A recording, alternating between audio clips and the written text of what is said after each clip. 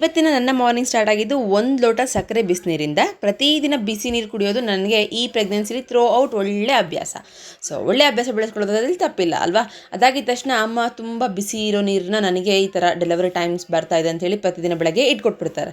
ಯಾಕಂದರೆ ಸ್ವಲ್ಪ ಪೇಯ್ನ್ಸ್ ಕಡಿಮೆ ಆಗಲಿ ಅಂತೇಳಿ. ಹಾಗೆ ಲಾಸ್ಟ್ ವ್ಲಾಗಲ್ಲಿ ನಾನು ತೋರಿಸಿರುವಂಥ ಸೆರಮ್ ಮತ್ತು ಕ್ರೀಮ್ನ ರೆಗ್ಯುಲರಾಗಿ ಯೂಸ್ ಮಾಡ್ತಾ ಇದ್ದೀನಿ. ಬಿಕಾಸ್ ನಾನು ಯೂಸ್ ಮಾಡಿ ನನಗೆ ಪರ್ಸ್ನಲಿ ಏನು ಅನಿಸುತ್ತೋ ಅದನ್ನು ಜಾಸ್ತಿ ರಿವ್ಯೂ ಕೊಡೋದು ನಾನು. ಯಾಕಂದರೆ ಜೆನ್ಯೂನ್ ಆಗಿರಬೇಕು ರಿವ್ಯೂಸ್ ಅಂದಮೇಲೆ ಅಲ್ವಾ.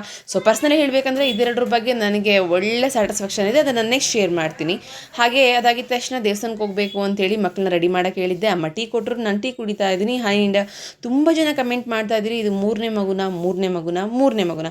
ಎಸ್, ಇದು ಮೂರನೇ ಮಗು. ಹಾಗೆ ರೀಸನ್ ಕೂಡ ಇದೆ. ವಿತೌಟ್ ರೀಸನ್ ಏನಿಲ್ಲ, ಆದರೆ ನಾನು ತುಂಬ ಪ್ರೀತಿಯಿಂದ ಆಕ್ಸೆಪ್ಟ್ ಮಾಡಿದ್ದೀನಿ. ಸೊ ರೀಸನ್ ಏನಾದರೂ ಗೊತ್ತಾಗಬೇಕು ಅಂದರೆ ನನ್ನ ಯೂಟ್ಯೂಬ್ ಚಾನಲ್ನ ಡೈಲಿ ಲಾಗ್ಸ್ನ ನೋಡಿ, ಅಲ್ಲಿ ತುಂಬ ಚೆನ್ನಾಗಿ ಎಕ್ಸ್ಪ್ಲೇನ್ ಮಾಡ್ಕೊಂಡಿದ್ದೀನಿ. ಹಾಗೆ ಮನೆ ಜೋಡಿಸ್ತಾ ಇದ್ದಾರೆ, ನಾವು ಆಟ ಆಡ್ತಾ ಇದ್ದೀವಿ.